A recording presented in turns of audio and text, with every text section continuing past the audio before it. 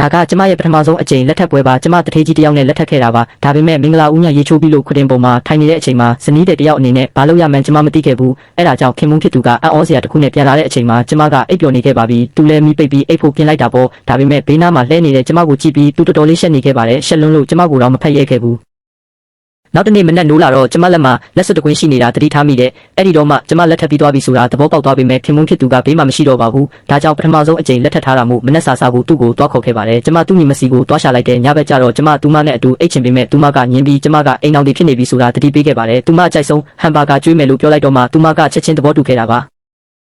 ကျမတို့နှစ်ယောက်ခင်မုန်းဖြစ်သူစီအတူတူသွားပြီးအဲ့ဒီညမှာကျမနဲ့အတူအိတ်ချင်တယ်လို့သူမကပြောလိုက်ပါတယ်သူကကျမကိုမြင်တော့အတူတူအိတ်ဖို့သဘောတူခဲ့ပါတယ်အဲ့ဒါနဲ့ကျမလည်းသူမကိုအပေါ်ထက်ခေါ်သွားပြီးချက်ချင်းအိတ်ပစ်လိုက်တာပေါ့နောက်တနေ့မနက်ခင်မုန်းကိုတွေ့တော့ကျမအယမ်းရှက်သွားတယ်သူ့ကိုဦးကြောင်ကြောင်နဲ့နှုတ်ဆက်ပြီးခေါင်းလုံးကမနက်စာစားနေလိုက်ပါတယ်သူကကျမကိုစိုက်ကြည့်ရင်းအတွေးနဲ့နေခဲ့တယ်သူကျမကိုပဲကြည့်နေတာတတိထားမိလို့စားဖို့အချက်ပြမလို့လုပ်ပေမဲ့ကျမကသူ့ကိုဟင်းထည့်ခိုင်းတယ်လို့သူကထင်သွားပြီးကျမပန်ကန်တဲ့ဟင်းတွေခက်ထည့်ပေးပါတော့တယ်အဲ့ဒီညမှာကျမတကားဘက်ကိုစိုးရိမ်ကြီးကြည့်နေမိတယ်သူထွက်လာတာမြင်တော့ပြပြတလဲနဲ့ဘာမှမဖြစ်တယ်လို့ဟန်ဆောင်ပြီးဘေးကိုပြေးထွက်ခဲ့ပါတယ်တိုက်ခန်းမှာအိတ်လို့ရမလားလို့သူ့ကိုမေးလိုက်တယ်ဘာကြောင့်လဲလို့သူကမေးတော့တယောက်ယောက်နဲ့အတူအိတ်ရတာမကျင်သားမရသေးလို့ပါလို့ရှင်းပြလိုက်ပါတယ်သူနည်းနည်းစိတ်ဆိုးသွားတယ်ထင်လို့ကျမကချွဲပြီးတော့ဖြည်းဖြည်းချင်းကြည့်ယူပါမယ်လို့ပြောလိုက်မှသူကသဘောတူခဲ့တာပါ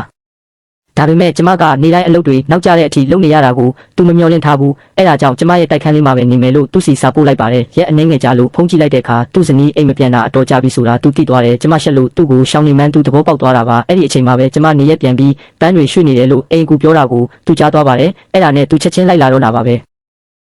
အဲ့ဒီအချိန်မှာကျမကသုံးမိဆိုင်ကယ်စီးပြီးသူ့ညီမကိုအပြင်လိုက်ပို့ဖို့လုပ်နေတော့သူကားကကျမကိုရုတ်တရက်တားလိုက်ပါတယ်ကားပေါ်တက်ဖို့သူပြောတာနဲ့ကျမလည်းဘာမှမဖြစ်တယ်လို့ဟန်ဆောင်ပြီးဘေးကုံမှာဝင်ထိုင်လိုက်ရတာပေါ့အိမ်ပြန်ရောက်တော့ဘာလို့ပြန်မလာတာလဲလို့သူကမေးပါတယ်ဒီပတ်ထဲအလုပ်ရှုပ်နေလို့ပါလို့ကျမရှင်းပြပေးမယ်ကျမအလုပ်လုပ်တဲ့နေရာကသူ့လက်အောက်မှာဆိုတော့သူ့ကိုလုံးဝညာလို့မရခဲ့ပါဘူးကျမနောက်ထပ်တစ်ခုခုပြောမလို့လုပ်တော့မှပဲအိမ်ကိုပြန်ပြောင်းလာဖို့သူကတိုက်ရိုက်ပဲပြောလိုက်ပါတယ်ကျမလည်းစဉ်းစားပြီးသဘောတူလိုက်ပါတော့တယ်